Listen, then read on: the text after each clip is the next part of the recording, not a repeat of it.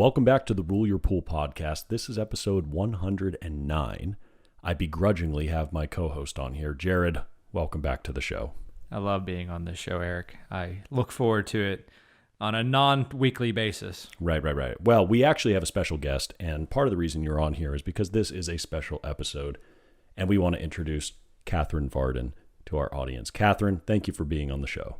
You know, I've actually been on the show one other time. Ooh, man. Well, hold on. Awkwardness. Let's be very specific. No, it's not awkward. Tell us when. Tell us when. Atlantic City, I was in the background, and I said, You made a "Hi, cameo." everyone." Yep. Yeah, so That's this right. is technically the second podcast for me.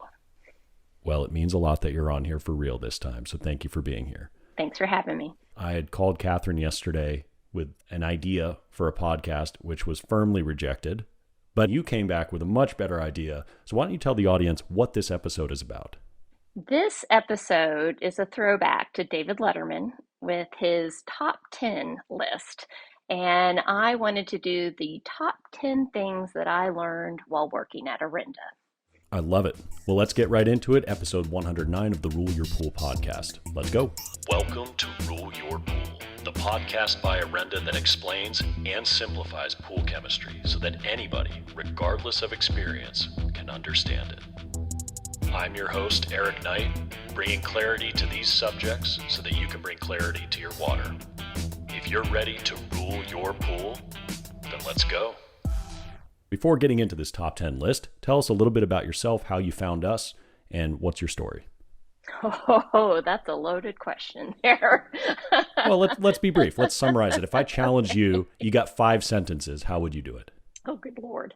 Well, I have been in the pool industry for about 23 years, and I know Harold, and he approached me a little under 3 years ago to come work for Orenda, and I said, Harold, my background is accessories. I work with builders. I know nothing about water chemistry. And he was like, you can learn. And he was right. So that's how I ended up with Orenda. Fair enough. None of us actually know anything about water chemistry. We make it up as we go. But unfortunately, I am going back into the accessory world. My background's in landscape architecture, and I'm a design nerd. So another opportunity came up, and so my stint in the water chemistry world is now kind of ending. Eric, did you catch that? What? She's leaving us, and who's going to manage all of our paper now, especially at all these trade shows? Kathryn is going to sell slides. Kathryn, come on. Can we still task you with making sure everything's organized and keep us in line in the booth? This is Team Mom here we're talking about. Now, listen, I'm very happy for you, Kathryn. Thanks. There are no hard feelings here. I totally understand being a better fit. And I think we've had a lot of good times, and that's what this episode is about. We want to celebrate you because you've been a great addition to our team, and we hate to see you go, but we're very happy for you at the same time. It's just a good opportunity for me and my family. Like I said, I've really enjoyed my time at Orenda, learned a whole lot, and I look at pools very differently now than I did before. Excellent. Then, Eric, you did your job. I don't know if I did my job at all, but you did yours at least. You have a job? Sometimes. Fair enough. Okay, Kathryn, you have the top 10 things you've learned at Orenda, and we are fascinated to hear this. So gloves off, let's go. Number 10 of the top 10 things that I learned working for Orenda, it is okay to wear blue jeans at a trade show, and it's okay to set up a trade show booth a half an hour before the show starts. So I have a question here. Is that really a thing? I'm assuming dress code, you don't want to get crazy with it, but jeans are pretty nice, right? Is that like looked down upon at a trade show? I need to know this for my own awareness. I had never worn a pair of blue jeans at a trade show until I worked for Orenda. What? Mm-hmm. Man, what else do you wear? Like, what else can you wear at a trade show? I guess that khakis. I was gonna, we're in the pool business. That kills our khaki short idea for next trade show season. I was gonna say, what are we, Jake from State Farm? We don't wear khakis at a trade show. You got to be comfortable. And also, we take pride in being able to set up our booth in 5 minutes. I think our record was 10 minutes long to set up. Guys, y'all need to understand something. Kathryn's our team mom here, and when Eric, me, Joe, Sean are at the Atlantic City show, and the trade show starts at 10:30 and the booth isn't set up at 10:15. Someone's pacing in the trade show hallway right there, just wondering where we are. And you know what? It miraculously happens, doesn't it, Kathryn? It does. Now, granted, you do stress and put a lot of effort into getting it ready at 10:30, but it happens. It magically pops up. Funny story about that at Atlantic City this year.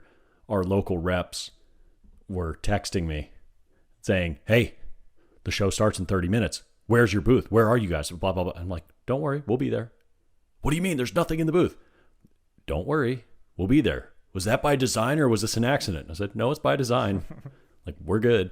And so Kathryn and I are going up the escalator. You remember this, Kathryn. We go up the escalator and it's like 9:42 in the morning, right? The show starts at 10:30. I'm teaching a class, I thought, the next day at 10 a.m. Or maybe it was 8:42 and it was 9 a.m., whatever. Anyways, I think it's like the next day, no problem. We're going to go help set up the booth, take our time. You said to me, Kathryn, when are you teaching your class? And I double checked the app and I'm like, oh, I'm teaching in 17 minutes.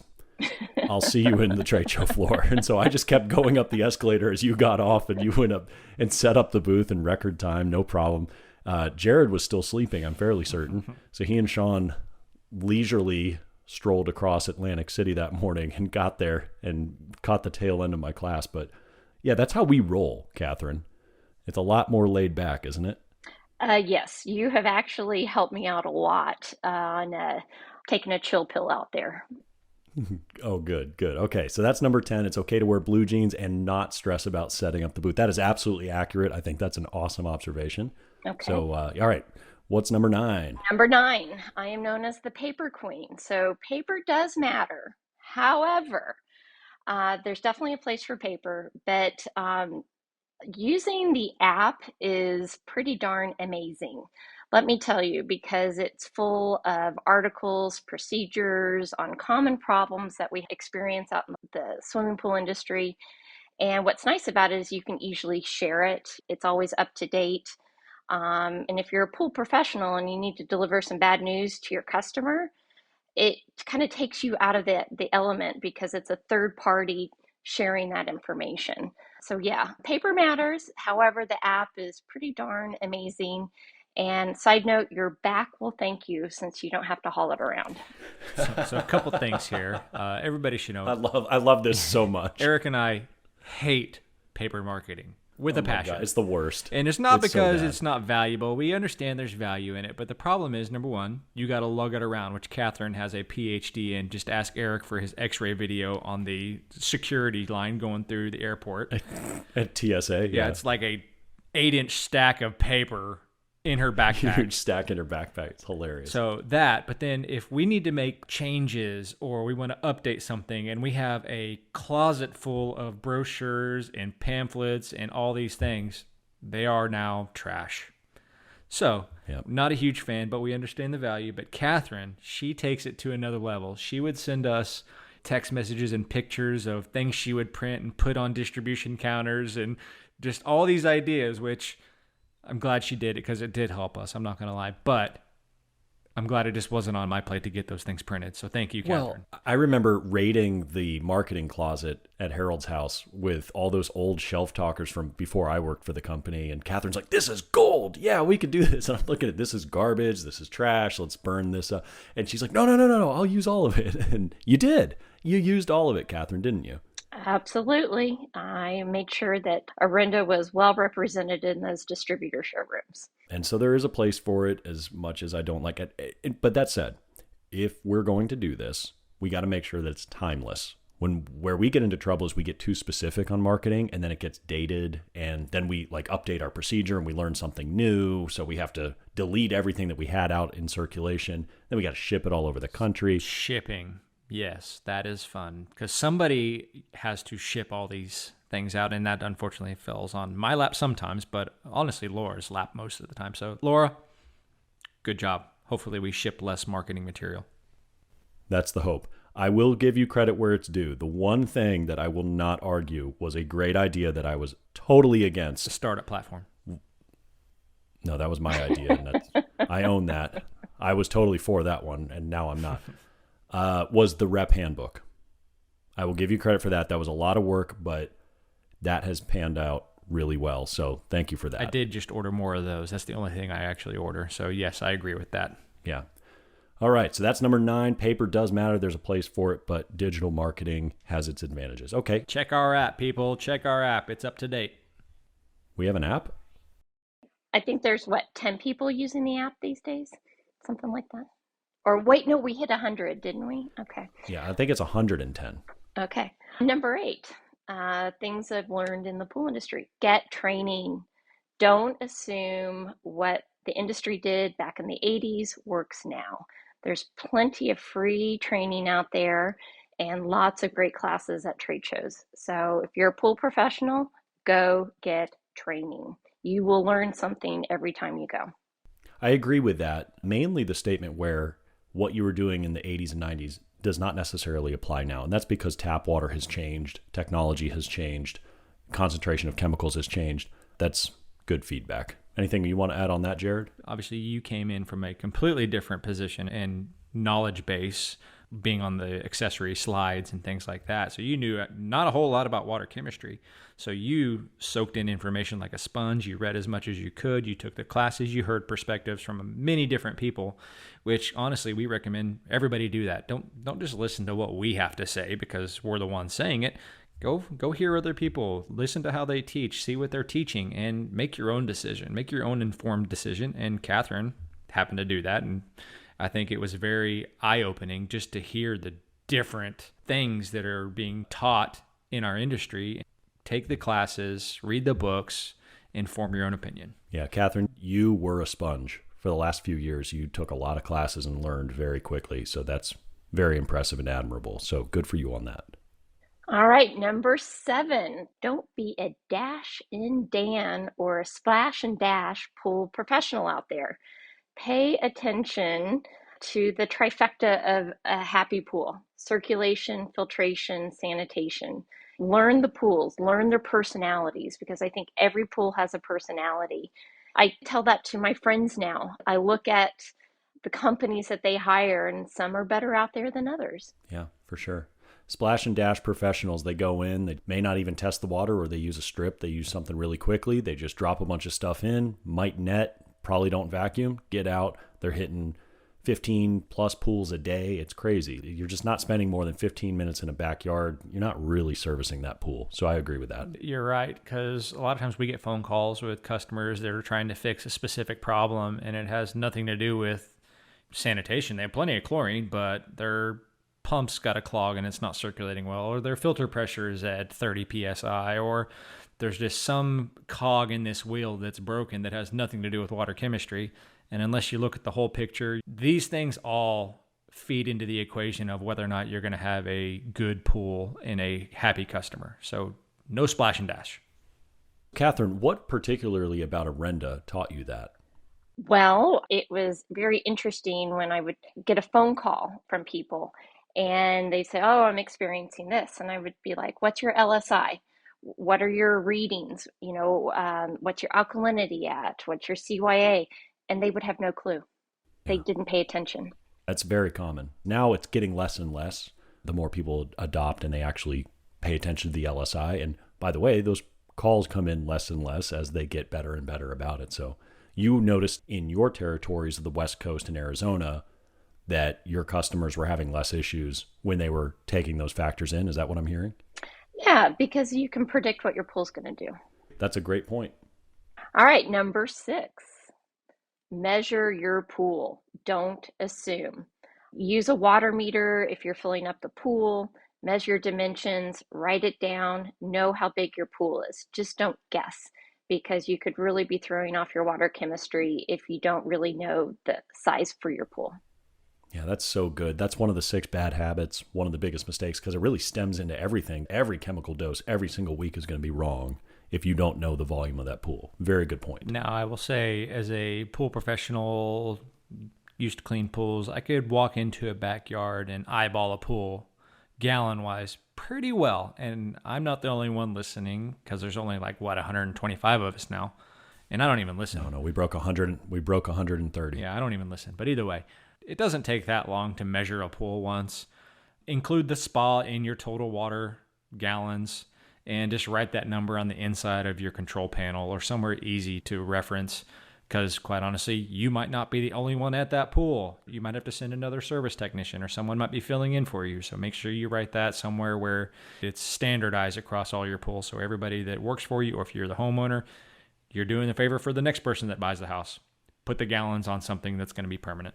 And that goes so much further beyond just weekly maintenance. That's protection of the equipment, protection of the surface, whether it's vinyl, fiberglass, or plaster, it doesn't matter. It's just the longevity of the pool. That's a huge investment in that person's backyard. You need to know how big it is. You need to know how to treat that. So good observation, Kathryn. Measure your pool. All right, number 5. And this one Top 5, here we go. Top 5. This one might be a little controversial out here on the West Coast, but don't be a complete tab abuser, please. You do have to have some cyanuric acid in your pool.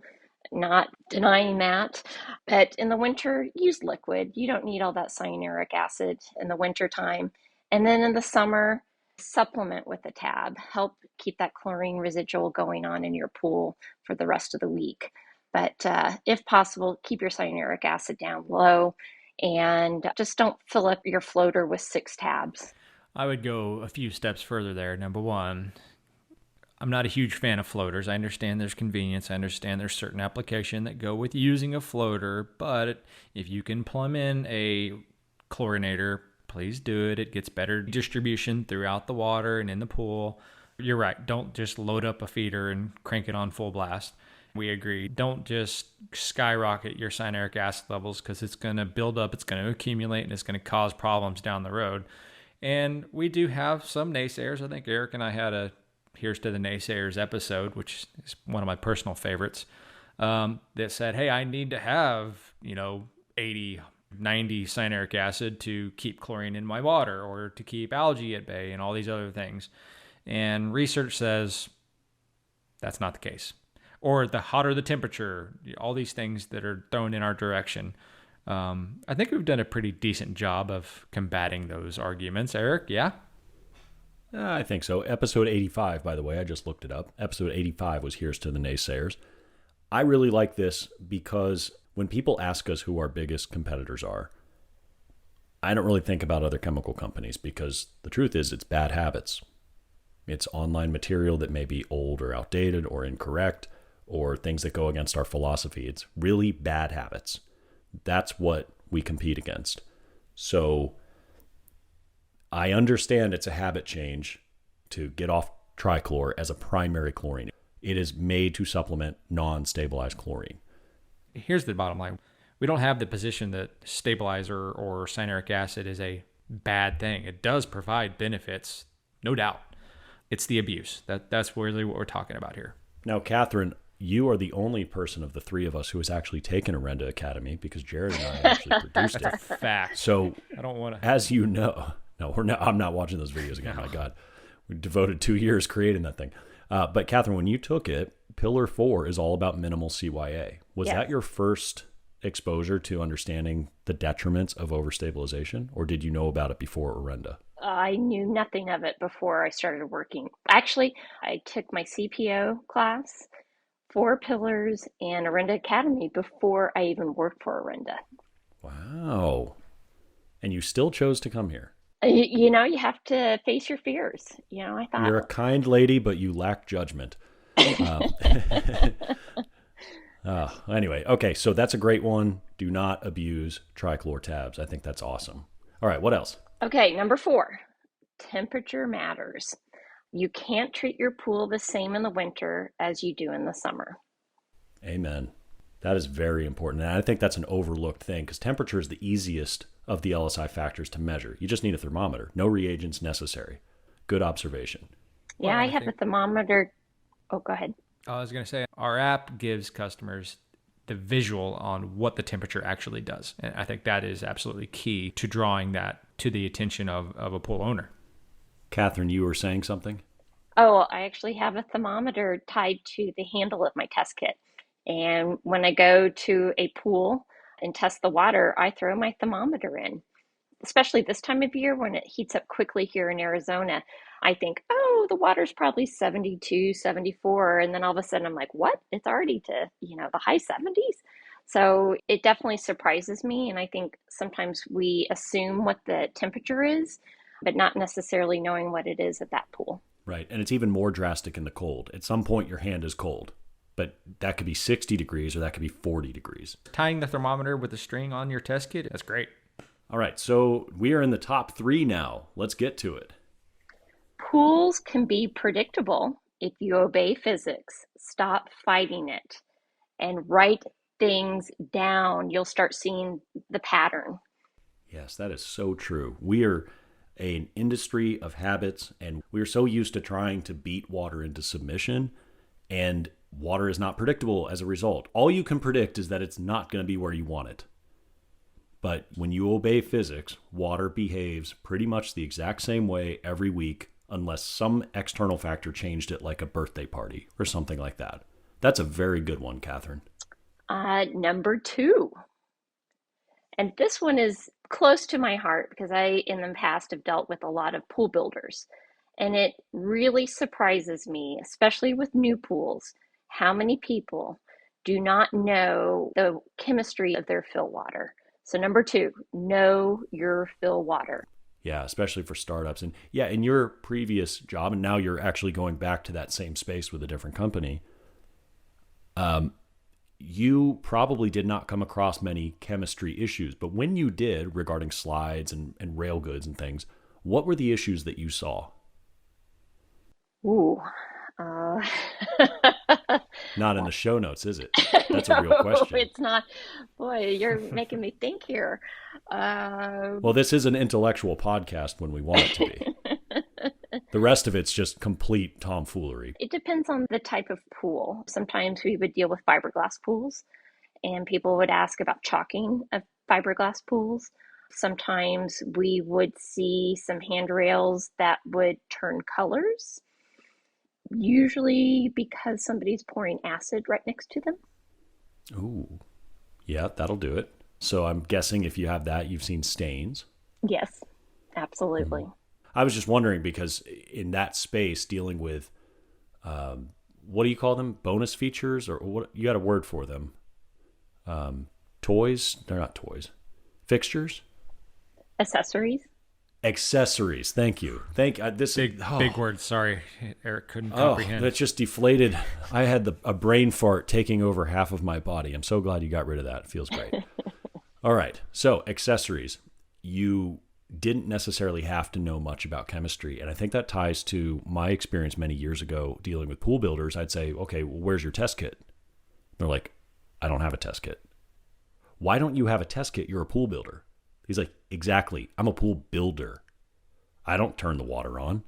And they didn't care. And that has changed over years. If you are a pool builder listening to this, first of all, thank you for being here. Second of all, get a test kit if you don't already have one. You should have one, and you should know how to use it, and you should use it. But a lot of them that's not my responsibility. But the truth is, if you don't know what the tap water is, you could be building a pool that could have a problem right out of the gate when you could have tested the tap water and prepared for it. You could have known you needed a pre-filter, for instance, if there are a lot of metals in it. That's just one example. But you can also command a good startup from the beginning to make sure that the tap water is accounted for. Having done many startups, we're trying to change the habit of an industry that is used to just saying, I'm plastering this pool tomorrow, and I show up 2 days later because it's already full, right? That's the norm of a startup process where the service company will get a call from a builder saying, this pool's full, go start it up, go turn the equipment on, start adjusting chemicals when it's full. Well, obviously, if you've listened to us enough and seen our material, we're trying to tell you, plan ahead. If you know the water source is going to be a problem, why would you fill a pool up knowing that it's a problem? That just doesn't make sense. At the same time, this doesn't just revolve around starting up a new pool. This also revolves around having this ideology that a certain area or a certain part of town has hard water or soft water.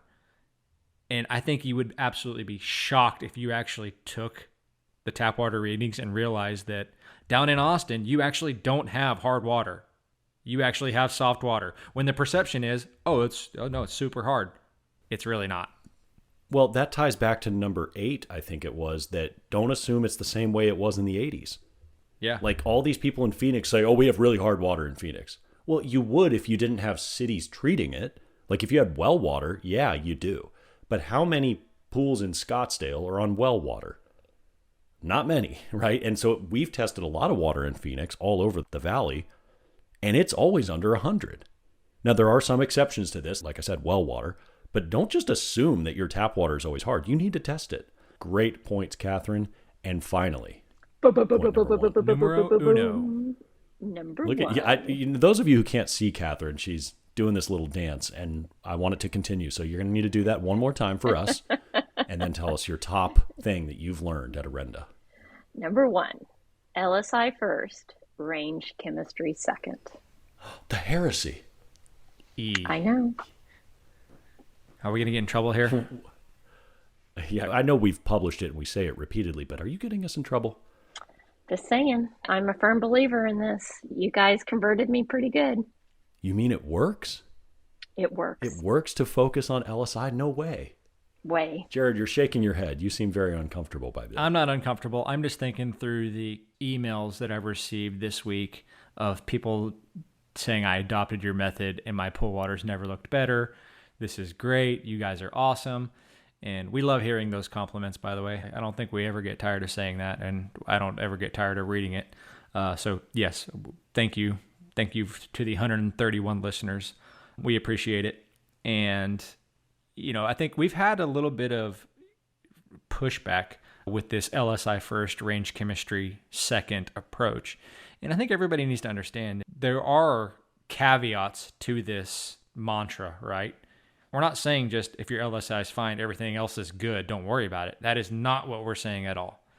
We're saying that just keep your LSI balanced, don't ignore it, and obviously try to keep your other chemistries within certain areas so that you're not, running a pH at 6.8 or running an alkalinity at 30. Those are things that we don't recommend. But make sure your water's not aggressive. Make sure it's not oversaturated and scaling up and causing problems for your equipment and your surfaces and all these other things that revolve around your pool. But don't just ignore everything else. Just take this approach. LSI first, range chemistry second. That's right. Every individual factor should be taken into consideration within the context of the LSI. That's what we're saying. So yeah, you don't want these extreme numbers, but it's not just the LSI today. And this is where there's confusion from people. They said, oh, well, if you just have these ranges, you can be LSI balanced 24/7. No, you can't. You can be LSI balanced right now in this moment in time, but as we discuss on this show and in all these other teachings we do, the pH is going to naturally rise. That's going to change your LSI when you're gone. What then? We care about you being LSI balanced today and when you come back. You need to know how to contain the pH, and that's why we conflict with some of these ranges, because it's within the LSI context that we're trying to keep the water balanced permanently. Of course, we care about sanitization, we care about disinfection. All of these things are accounted for in this philosophy that we teach. And it works. Kathryn, have you had customers call you that have made the change, that have found success with what we teach? I had one yesterday. I talked with one of my customers in Northern California, and they said they had been managing a pool for 5 years. And usually this time of year, it's turned a little green. And what do you know? This year, it hasn't. And that's more on the water quality side. That's not even necessarily water balance. On more onto that, Kathryn, real quick. I know you called me yesterday and you told me this, which was awesome. But that company, they just picked one technician to maintain his pools our way, and the other ones were done the other way, right? Was that correct? More of the old school way, yes. Okay, so this one guy who was tasked with maintaining his pools the Orenda way, yes, minimized a problem because he didn't do it the old school way. Is that what you're saying? That's what I'm saying. Yes. Well, tell the audience more, Kathryn. Tell the audience more. So what was the experiment and what were the results? So we started with a scale of metal control in the beginning of the season. We've started managing the phosphates and also the non-living organics and balancing the pool on the LSI. I think your experience that you're speaking of is evidence to the fact that, hey, if you're open-minded and you try it, I think you'll be surprised. Yeah.